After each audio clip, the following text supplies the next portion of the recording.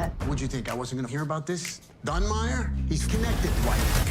I am obligated to destroy everything you have. So the trailer for Tulsa King Episode 3 just dropped, and let's be honest, this show isn't even pretending to ease us back in. Sheridan clearly woke up and chose violence, humiliation, and bourbon-soaked chaos. Dwight Manfredi, the self-proclaimed general, is now reduced to Musso's reluctant stool pigeon while trying to sell us on his shiny new distillery like it's some genius masterstroke. Meanwhile, Jeremiah Dunmeyer strolls in like old money mafia royalty, ready to torch anyone dumb enough to cross his family name. And if that wasn't messy enough, Dwight's own crew looks like it's auditioning for Survivor Backstab Edition. This isn't your typical mob show tension. It's Sheridan lighting a match, tossing it into a barrel of whiskey, and telling us to watch the fireworks. Just you. How you feeling? Good. You guys enjoy the view. Dwight and Musso, the reluctant informant dynamic. Dwight Manfredi, the self-anointed king of Tulsa, has spent 2 seasons flexing like he's untouchable, only to get cornered by the one thing no gangster ever wants to deal with, a federal leash. Enter Agent Musso, the government's smug reminder that no matter how many bars you own or goons you command, Uncle Sam can still yank your chain. The Episode 3 teaser doesn't whisper subtlety here. It shoves Dwight into the world's most awkward partnership, a dance where one misstep could mean the feds dismantle his empire before Chicky or Dunmeyer even get the chance. Sheridan isn't handing us a mobster snitch storyline. He's dangling the ultimate insult to Dwight's ego. And let's be real, this is not the stoic, dignified role Dwight imagined for himself. He didn't survive prison to play errand boy for some bureaucrat with a badge. The beauty of Musso's leverage is that it strips away all the "I'm still in charge" bravado and exposes Dwight for what he is right now, trapped. Sure, he can bark orders at his crew and puff cigars like a mob pope, but the government's already got its hooks in him. Watching a man who thrives on control being forced into cooperation isn't just dramatic, it's humiliating, and the trailer seems eager to rub his face in it. What makes this dynamic pop isn't just Dwight's rage simmering under the surface, but Musso's calm, calculated arrogance. He knows exactly how far he can push before Dwight bites, and that's the tension Episode 2 is teasing. How long before Dwight snaps? Because let's face it, Sheridan's not writing Dwight to play model informant. He's writing him to break, to gamble with his own survival, and maybe to torch the thin line between criminal and collaborator. And when that crack finally shows, it won't just be a plot twist, it'll be a public execution of Dwight's pride. And that's the kind of television people live for. Belongs would be the correct way to put it, Bill. Why's that? Because Tulsa belongs to me now. The switch to distillery/liquor trade. Only Dwight Manfredi could look at a collapsing empire, federal heat breathing down his neck, and think, you know what this operation needs? Bourbon. The episode trailer doubles down on Dwight's brilliant pivot from weed and casino cash into the liquor game, as if swapping vices somehow makes him the moral entrepreneur of Tulsa. It's classic Dwight logicless Breaking Bad and more Breaking Old, the gangster equivalent of your dad deciding to get into craft beer after retirement. But underneath the sarcasm, it's a calculated move. Liquor is respectable, profitable, and, in Dwight's twisted head, maybe the one business that makes him look like a legitimate kingpin instead of a glorified street thug. Of course, anyone who thinks liquor distribution is going to be an easy glide into clean money hasn't met Jeremiah Dunmeyer. The trailer is practically screaming that this distillery isn't just a shiny new business, it's a war zone in disguise. Dwight isn't just buying barrels, he's buying enemies, and the Dunmeyers don't exactly strike you as the forgiving let's have a drink type. If Season 2 was about planting roots, Season 3 looks like Dwight's planting Molotov cocktails, because nothing says fresh start like stepping on the toes of a family that torches rivals for sport. What's fascinating here is the irony.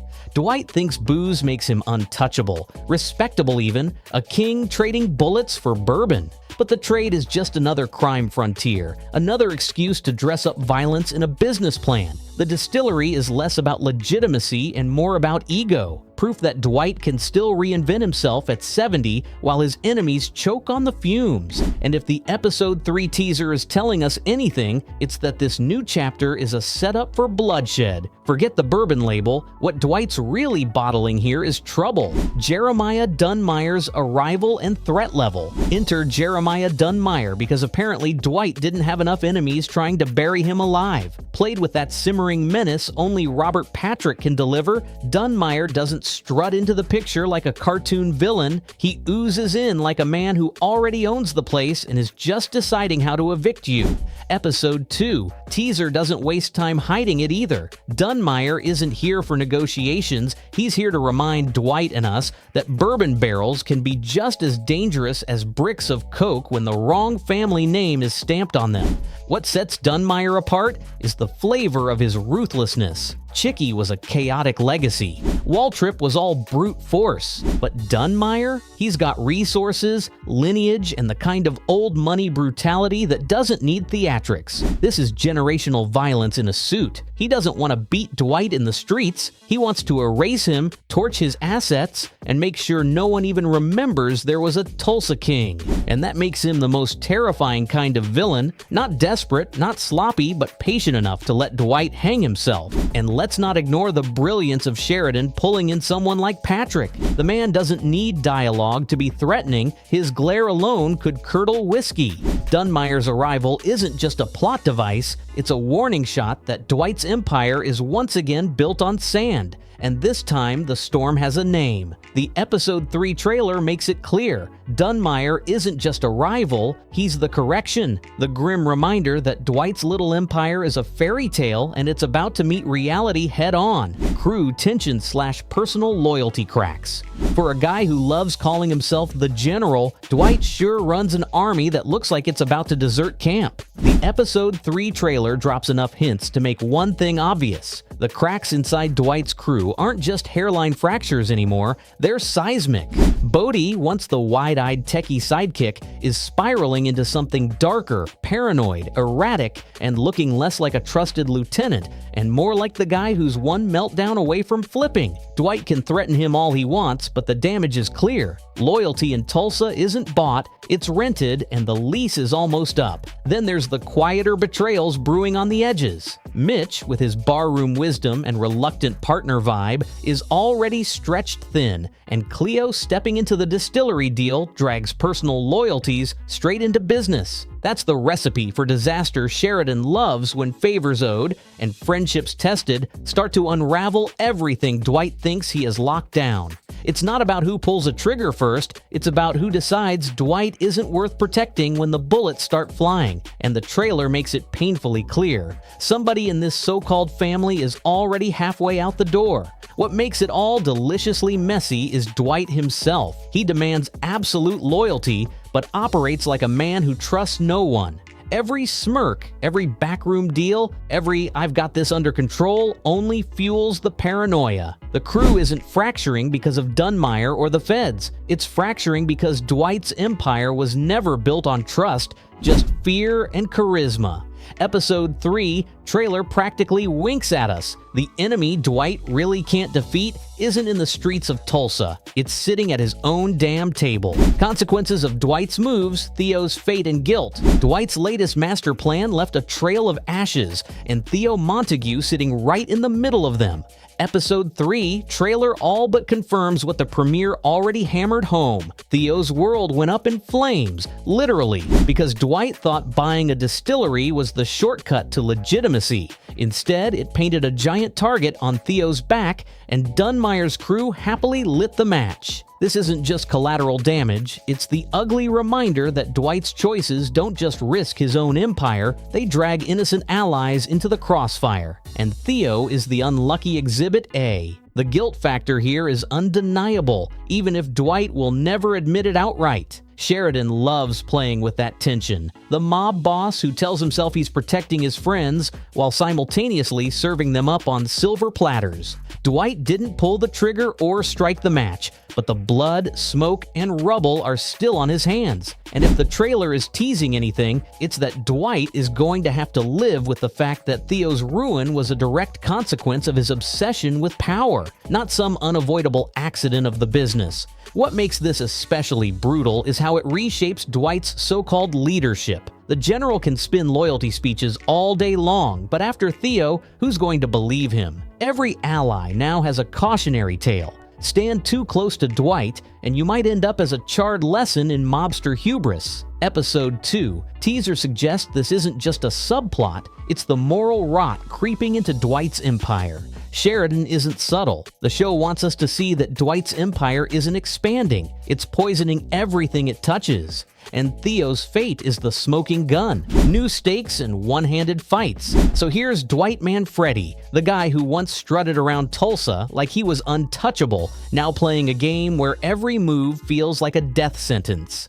Episode 3, trailer doesn't sugarcoat it. Dwight isn't climbing the ladder anymore. He's handcuffed to it with Musso tugging from one side and Dunmire waiting with a sledgehammer on the other. The stakes aren't just high, they're suffocating. One wrong word to the feds, one wrong deal in the liquor trade, and Dwight doesn't just lose money, he loses the empire, the family, and the illusion that he's still the man pulling the strings. Sheridan's basically screaming at us, this isn't about building anymore, it's about survival. And then there's the trailer's imagery, the one-handed fights, both literal and metaphorical. Dwight isn't fighting with his full arsenal. He's swinging blindfolded with one arm tied behind his back. The man who prides himself on control is forced to improvise, and it's starting to look sloppy. You can feel it in the tension. The empire isn't just being threatened from the outside, it's unraveling from within, while Dwight's trying to juggle federal pressure, rival families, and his own increasingly unreliable crew.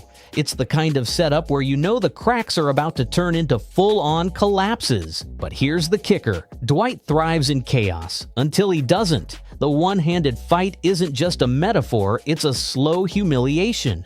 Watching Dwight claw for scraps of control while Sheridan strips him of his weapons, allies, and options is the exact kind of sadistic storytelling this show loves. Episode 2 isn't teasing us with whether Dwight wins the fight. It's daring us to watch how ugly the losing looks. The stakes aren't just higher this season, they're rigged. And the real question is, how long before Dwight realizes he's fighting a war he can't actually win? Female characters and representation in Season 3 premiere. If there's one thing Tulsa King still hasn't figured out after 3 seasons, it's what to do with its women besides orbit Dwight like he's the sun. The Season 3 premiere makes that painfully clear. Tina's nowhere to be seen. Margaret is reduced to wallpaper, and Joanne feels like a prop wheeled in to remind us Dwight once had a softer side. For a show that thrives on swagger, scheming, and big men in bigger boots, Sheridan seems allergic to giving women in Tulsa King anything resembling agency. The Episode 3 trailer doesn't look much better, unless you count serving drinks or crying over collateral damage as character development. And that's the real missed opportunity here. Dwight's entire saga is about reinvention, survival, and carving out new empires, yet the women around him are written as if they're stuck in molasses. Imagine if Margaret had teeth in the distillery deal, or if Tina's absence wasn't just another lazy way to sideline a character, but a real story about generational tension. Instead, we're left with the same tired dynamic. Men plot empires, women react to them. The trailer hints at chaos, bloodshed, and betrayal, but not a single shred of evidence that the women in this story will get to do more than suffer the fallout. Sheridan knows how to write sharp, ruthless female characters. We've seen Beth Dutton chew scenery like it's breakfast, but in Tulsa King, it feels like he's saving all that energy for another show. The Season 3 premiere, and now the Episode 3 trailer are practically daring audiences to ask, why are the women here if not to serve Dwight's arc? It's lazy, it's noticeable, and it's becoming a gaping hole in a series that otherwise thrives on tension. Because here's the truth. A story this messy, this bloody, this unstable should have women in the thick of it, and until Sheridan fixes that, Tulsa King will always feel like half a show. So here's where we are. Dwight's empire is cracking from the inside. Theo's ashes are still warm. Musso's got him dancing like a puppet. Dunmire's circling with a smirk. and the women in this story are still being written like they wandered in from a completely different show.